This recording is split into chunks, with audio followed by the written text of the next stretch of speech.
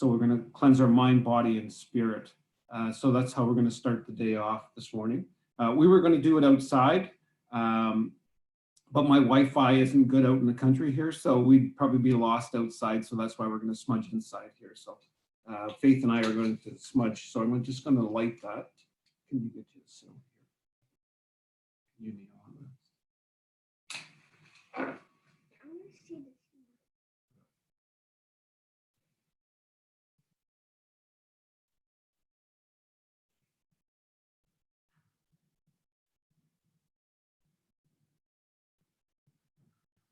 And I have an eagle feather with me, so we're just going to, so I'll get Faith to smudge first. Well, they gotta see it.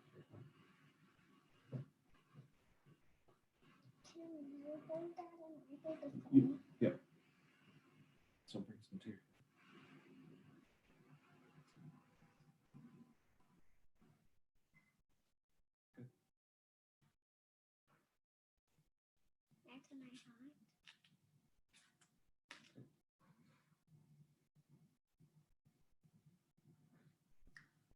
So it's a good way to start off the day is doing a smudge. And we put some tobacco down to Mother Earth this morning. We went out for a little walk. And so we want to start in a good way. So this morning we're going to talk about Mother Earth and the importance of Mother Earth. And we did a short little video the other day just so that we'd have that prepared in case our computer wasn't working well this morning.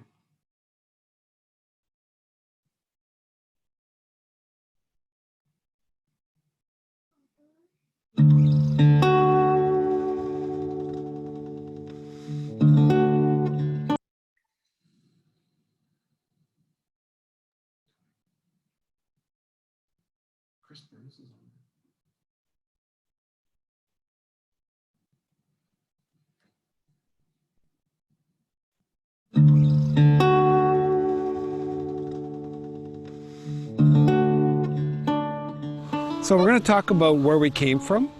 And One of the stories that my brother Mike told me was how we came to Mother Earth. And the Creator put us on Mother Earth. North America was covered in ice and water. So the turtle came forward and said that Anishinaabe people could live on his back. The muskrat heard this story and swam to the deepest part of the lake and took some mud and came back and put it onto the turtle's back, and life began. And when I talked to Faith about the turtle, I said that the turtle gave us a place to live. So that you'll hear people refer to themselves, we are the Anishinaabe of Turtle Island, we are the Mohawks of Turtle Island, we are the Mushkegowuk of Turtle Island, and that's what they're referring to them as, we are the people of Turtle Island. There's a newspaper called Turtle Island, there's a magazine called Turtle Island. So many years ago, you might have this hanging in your wigwam or your teepee or longhouse, and this would tell us which part of the year it was. For Anishinaabe people, you hear people refer to people as, oh, they're on Indian time, means they're late. But in our language, Anishinaabe said this was on Anishinaabe time because you had to be prepared to survive on Mother Earth. You couldn't be late. And so on the back of the snapping turtle, and all snapping turtles, there's 13 platelets. Each platelet represents a full moon in a year. And there's 13 full moons in one full year.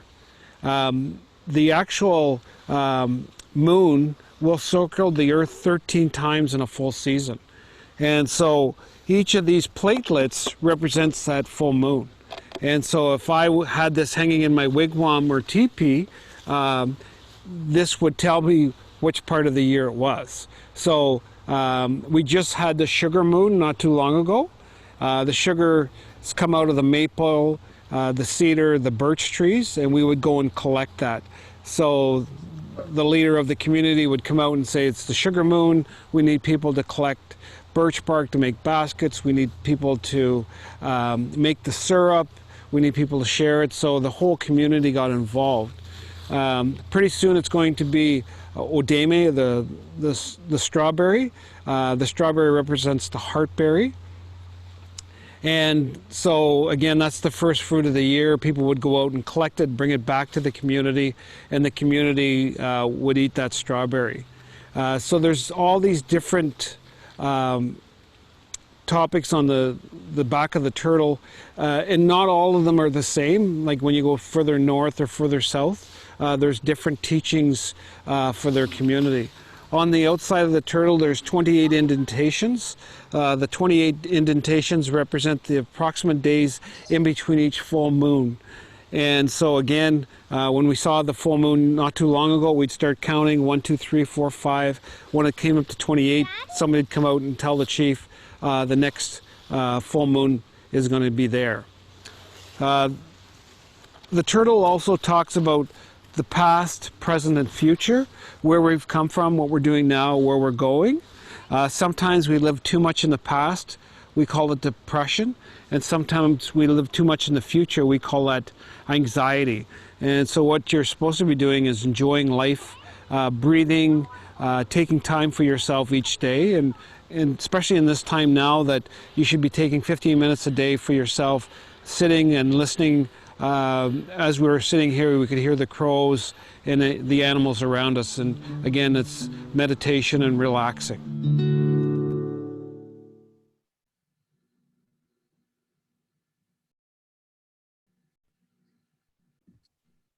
That was wonderful, George.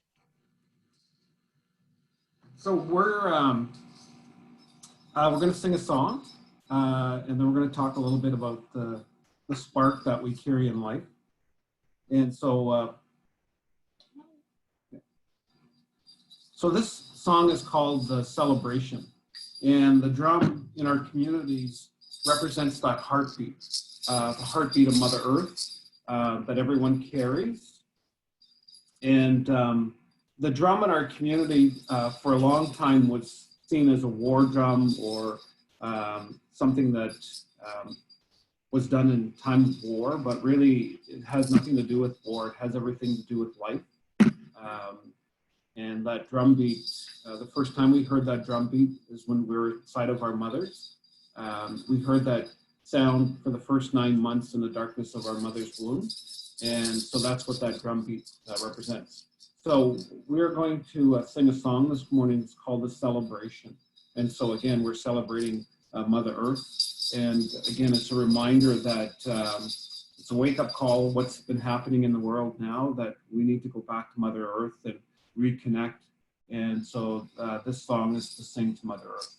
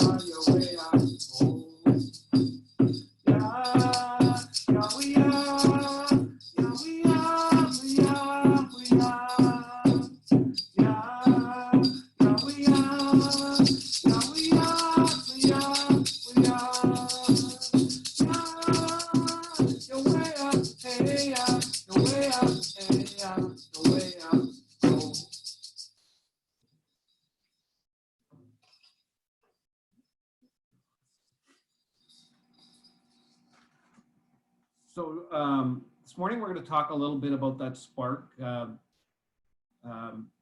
where that spark comes from in our lives. That everybody carries a spark that we don't know, but we all carry a spark. And I always say that everybody carries a story. When we see people on the streets, we always have to think, what is their spark? What is their story? And everybody carries a tragedy. If we even asked everybody on this Earth Day today, what is their story? You'd be amazed at the stories that people would talk about. What has happened to them. And I want to just share a short little story. When I was a young boy in grade 3, I met this young guy, and he had been living in foster care, but he was just full of life. He was an Indigenous fella, and we became really good friends. He'd come out to our community, and about a year later, he disappeared. I guess he went into another foster home. And I then met him years later as a policeman in North Bay. And this time, this young man was in court, and actually he had been to prison already. And so we were on different sides of the law. And when I heard his story in the courtroom, when he was a little boy, his father had killed his mother, brought his mother out in front of him and his brother, and had stabbed her. And he'd carried that with him all of his life. And so again, when I talk to people, is when we see people, we should never look down on anyone. The only time we ever should look down on anyone is when we're helping them up. And so in our lives, we carry that spark. And when the Creator first came, he took that spark and put it into the sky. We call it grandfather sun. And from a piece of that spark, he put it inside of the earth to heat the earth. And from that spark, he put it in everyone's hearts. And so that we all carry that spark inside it. We call it a spirit. Everybody has a spirit. And so my job in life is to look after that spirit that I carry inside of me. So I shouldn't pour alcohol or drugs on it. I shouldn't talk down to it. I shouldn't abuse it. And my good little friend here, my granddaughter Faith, carries that spark also. So it's my job to look after her spark so I don't talk down to it or I don't abuse it. That everybody carries that spark. And it's how we look after that spark in our life that it looks after us as we get older. And if you want to be angry all of your life, then your spark will be very dim. But if you're happy and joyful and loving, your spark is very bright. And even this morning when Janet came on, you could tell that she has a very bright spark. She's very happy and outgoing. So she's looking after that spark. Our only job in life is to be happy. It's not how big your house is or how much money you're going to be, but it's, are you happy?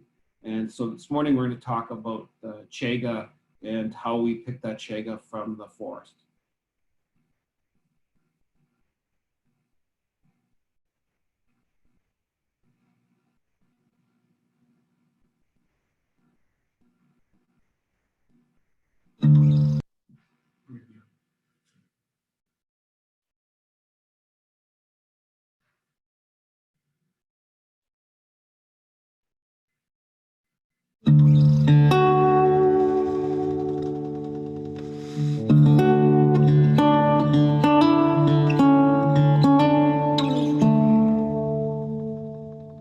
We're going to harvest some chaga.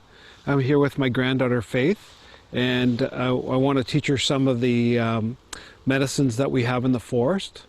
And so we're sitting beside a birch tree, and that's where the chaga comes from, a yellow birch or white birch. And so I explained to her when we come out to the forest, we're going to put some tobacco down. We're going to light a smudge. We're going to smudge, and then we're going to harvest some of the chaga from the tree. So I have a match here. Want to help Papa with this? Yeah. Okay. What is this? This is the chaga. So you hold it here. And what is You this? just leave that here. Okay. You hold this here, sweetheart. No, this here. You hold this. Why this?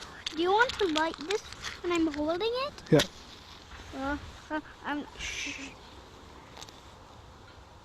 I do not want to follow that. What's that for me?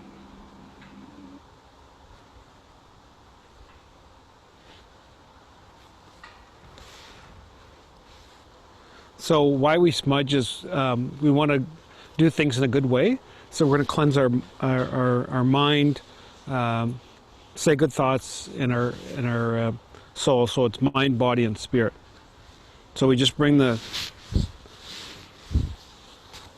smoke towards us, now towards your mouth too, and towards your heart. And we'll just put this down here. What is it doing? Just leave that, baby. Okay. And so now we have a little bit of Sama that I brought out. And Mother Earth needs to rest now. We need to look after. So every time we take any medicines, we always give some tobacco and thank the Creator that we're here and that we're able to take these medicines from the earth also. So we'll just put a little bit of tobacco onto the earth here. Yep.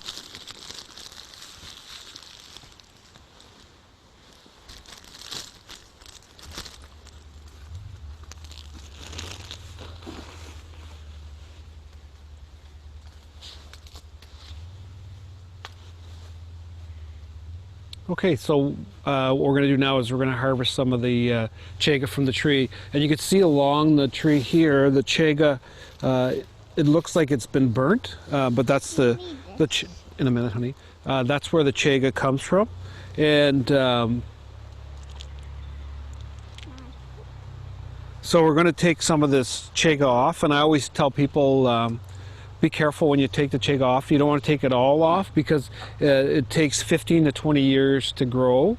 We're going to show you how to take some off the tree. So Grace or Faith and I have looked for pieces of chaga. We want a big enough piece. So the size I'm always looking for is about the size of a small hard ball or a hard ball. So we see there's lots on this tree here. So I'm just going to chip off like a little piece. Again, you don't want to take too much off because it takes 15 to 20 years to grow. So you just take a knife with you and you kind of just hit the side of it and it just breaks off. You'll see it growing around the tree. It's kind of a round piece. But this is the chaga where you can see it looks like it's been burnt here. And most of the times it's very red in the inside, like right here. And that's the true chaga, and that's what you're looking for when you go into the tree. So like this is still a big chunk that at some point when I take this part off, I'll come out and take this part off later on. But right now I only take as much as I need to. Now I'll take it back and we'll put it in water and we'll put it in a slow cooker. And we'll wait about 5 hours and then we can drink it as tea. And then after that, I'll show you how to make fire with this chaga here. Hi, it's George Couchie, Zangari Giwanase, Nipissing Doshaba. And we had gone out into the forest to get some chaga, and Faith has the chaga in her hand here. And now we're going to make chaga tea. So we've cleaned it off. We just kind of washed it off and pulled some of the birch bark off. So there's a couple of ways that you can cook your chaga. Some people ground it down. If you had an old meat grinder, you could put it in there. The best way I find is we use a slow cooker. So we have a slow cooker here. And we're going to put a piece of the chaga into the slow cooker. So this is the piece about the size of a hard ball, and we're going to put this into the slow cooker. Yep. Yep. And we have the chai tea, and it actually just gives it a nice sweet taste to it. And so what we're going to do is we'll add 4 bags of the chai in there also. So can you put those in there? So, And it's really up to your own taste how many you put in there. And we just put it in there because it has a sweet taste to it, and it's not over bearing on the chai. And then we'll fill it up with water. So we'll fill the slow cooker with about a ½ an inch from the top, and we'll put it in there for 5 hours. We don't want to boil the chai or the chaga. All we want to do is put it into a slow cooker and take the nutrients out of the chaga here. Now, I've been told that you can do this 2 or 3 times with one piece of chaga, and that's what I always do anyways, and when I make my tea.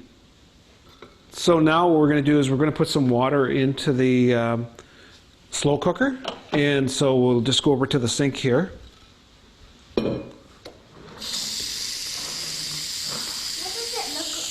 What does it look like? It's going to look like tea once it's done.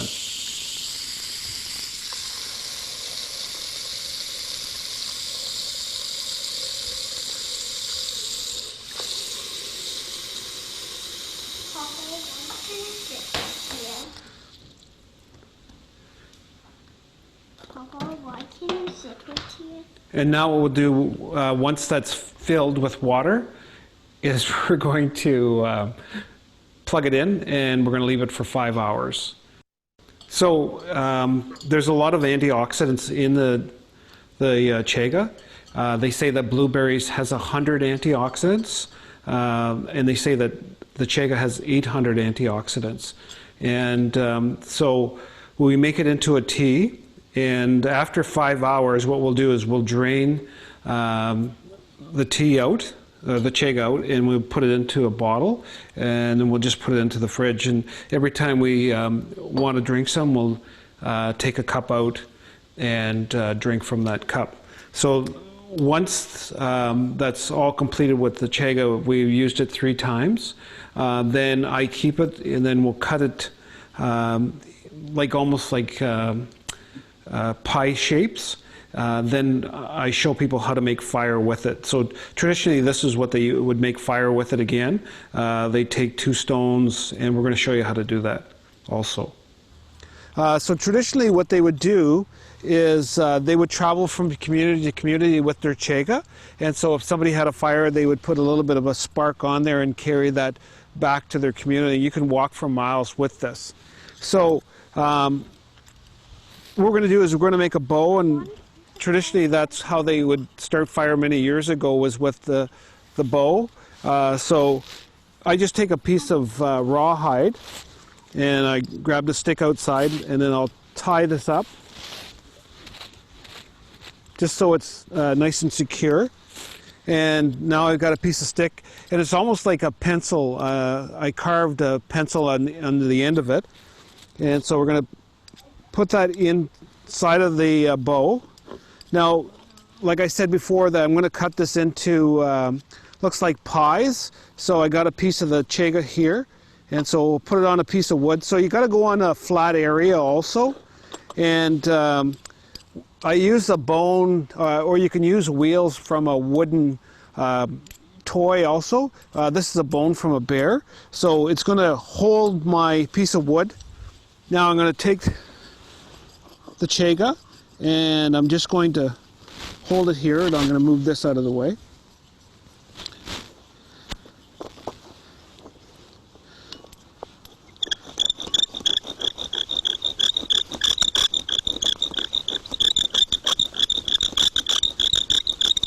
What is that supposed to be for?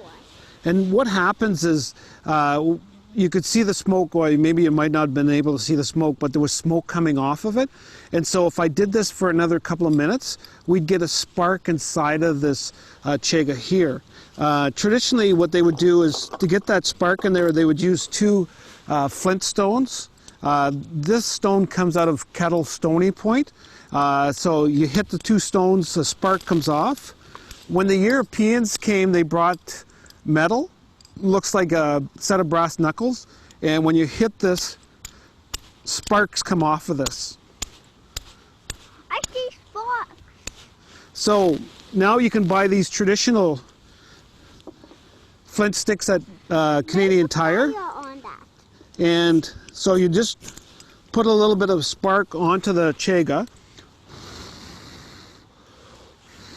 Can I warm my hands up? Because I kind of feel And you could see that there's enough heat coming off that you could warm your hands. It burns at a higher temperature than birch bark and paper.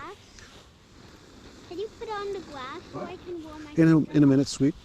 So what we're going to do now is we made a bird's nest. And traditionally they would use they'd find a bird's nest. That's where a bird has taken like birch bark and pine needles and made the nest. And so it's really dry, and so that's what you want to do to make the fire. So I call it, we make our bird's nest. So what I've done is gone out and got some birch bark, cedar, and some pine needles. And so what I'm going to do now is I'm going to light the fire with this chaga. What's sweeter? And so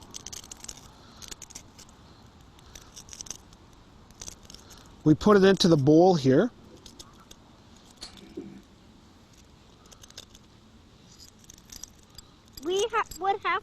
But how would we find boas?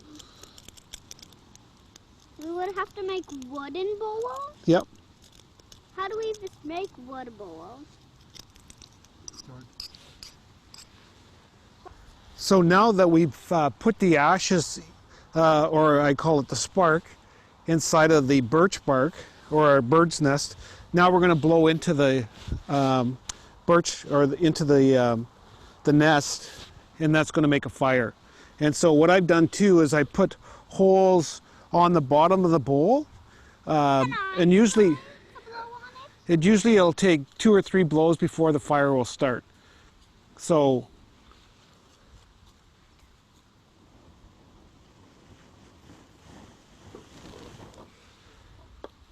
that's one. How about this color? 2. And there the fire started. Can you put it right here? Can you put it on the ground so I can put it? We would transfer this fire to some wood that we've had or some dry kindling, and that's how we'd made our fire. So you could see it only took 3 blows. Usually it's 1 or 2, but 3 blows is usually the max to get it started, and so that's how we would start our fires. And again, Mother Earth provides everything that you need to survive onto the earth. And again, it was understanding Mother Earth, and it's how we survived for thousands of years, was understanding Mother Earth.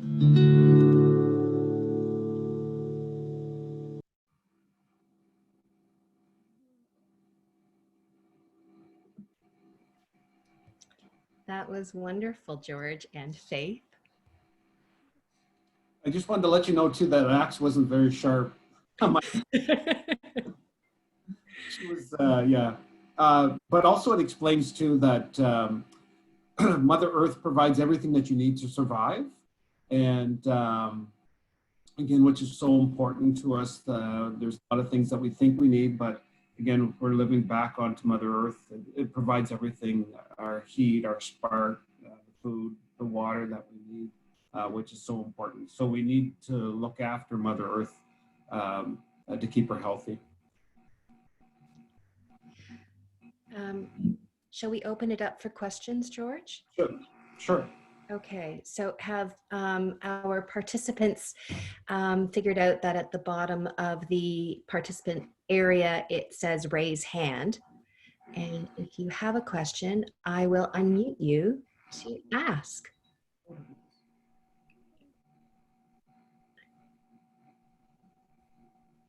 I have a question for you.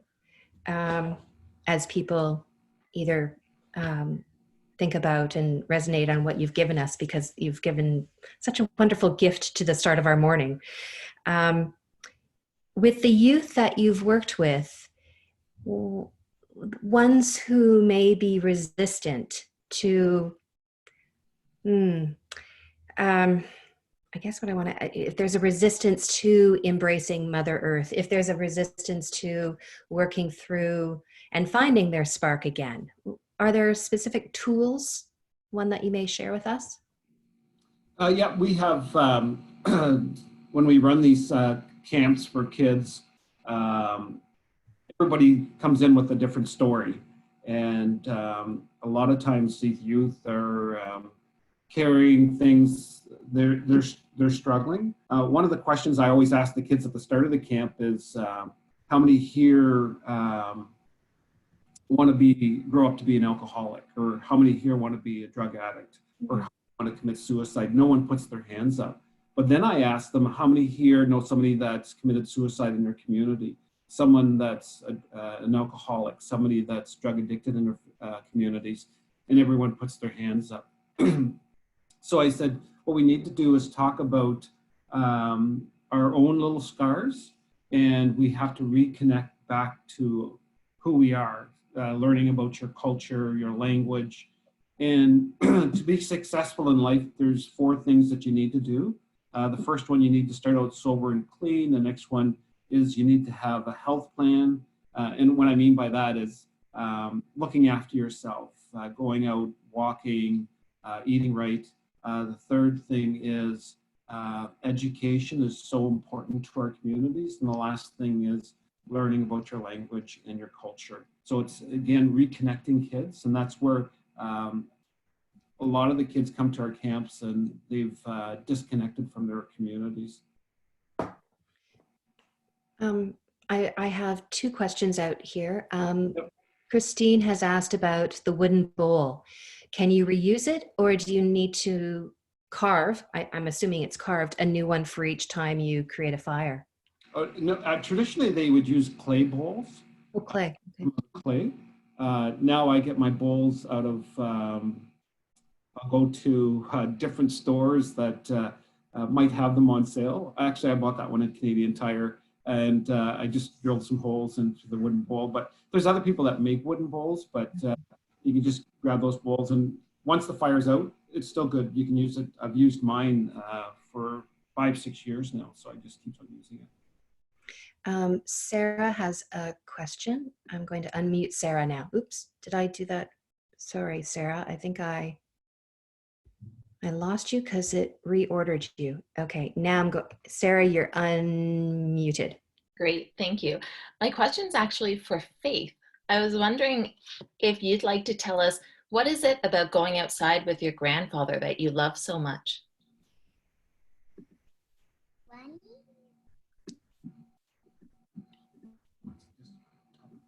They want to know why you like going outside. They like to walk. She said she likes to run. Oh. And I think too, like for a lot of our communities, we've lost those teachings that we're now teaching our youth, and it's bringing them back into our community. And I think that's one of the things that's going to make our communities healthy again. George, Bill has a question. He says he likes the spark metaphor. He asks, what can we do during these trying times to keep our spark aglow or healthy? Yeah, and I know that a lot of our people have anxiety or are very afraid at this time. But again, it's about looking after that spark and being thankful for everything that you have. Thankful for my granddaughter here. And again, it's not looking at the whole, but in yourself about what are the things that are you grateful for and that you have right now. It's a very scary time. When I talk to Indigenous people, I say that we've gotten through residential schools, we've gotten through different wars. Again, we'll get through this. We just need to look after our spark, which is so important. Mary wrote a comment saying, it only takes a spark to get a fire going, and soon all those around will warm up to its glowing. Yeah, and somebody said to me before too, it's when people are in their darkest spots in life too. It's that little wee spark that will light up their life. Mm. So again, looking after our friends that are going through these dark times is sharing their spark with them. Anything you would like to share with us, Faith, as she walks away? Anything that you want to share of what your grandfather has taught you? Especially, we got to see you learning so much out in the woods with him last weekend. She'd asked after we made the fire that she said, "Can I take some of this fire stuff home with me?" So I guess she wanted to show her mom how to make a fire when she got home, but until she gets a little older. Well, if let me, oh, Pamela has her hand up. I'm going to lower your hand, Pamela. And oh, you know what? I can't, when I unlower, it goes back into alpha. I'm just sharing my, my trauma here. No, here's Pamela unmuted with her question. Hello, George. My question is, what do you make of our current seemingly rise in mental health issues, even before the coronavirus, and our, excuse me, and our disconnection to nature as a people? So, and again, when we talk about the healing of the forest, there was a thing on the nature show last week, and they were talking about if you spent at least 15 minutes in the bush, your heart rate would go down, your blood pressure, and if hospitals were closer to the forest also, that people that were in the hospitals, if they took a walk through the forest, they would heal much faster. So again, there's so many things that can lead to healing, and one of them is getting out into the bush, reconnecting. A good friend of mine, Dr. Paul Preston, talks about meditation, about taking time for yourself. I guess my grandmother was into meditation when I was a kid, because she used to tell me when I would go there, shut up and sit down for a while, and don't say anything. But really, it's again, when I talk to our kids at our camp, I said, today what we're going to do is take 15 minutes for yourself, and don't say anything, just sit there and think about your breathing, and listen what's around you. Mm. Terry Campbell, who's one of our, she's facilitating our storytelling workshop at 1 o'clock today. She's written, "One way to keep our spark glowing, tell and listen to our stories." Very true, yes. Yeah, yeah. This is, I'm going to scroll one more time for hands up, and then I think I'm going to bring this to a close. I have put into the chat the information on donating to the Canadian Ecology Education Foundation, which helps continue keeping kids outdoors and learning. And our next session is at 11:30 with Wapki Rice, author of Moon of the Crusted Snow. Pre-registration is required, as it is a different Zoom ID and password from this meeting. And after our morning together, and even though we're not physically together, I feel like we, and thanks to George and Faith, have come together in a very peaceful way to start Earth Day. And I hope that everyone can find a safe outdoor sit spot to reflect on George's words and to connect with your own spark. Peace be with everyone. And now I'm going to reluctantly end this meeting. Thanks, Janet. Thank you, George. Bye. Bye, Faith.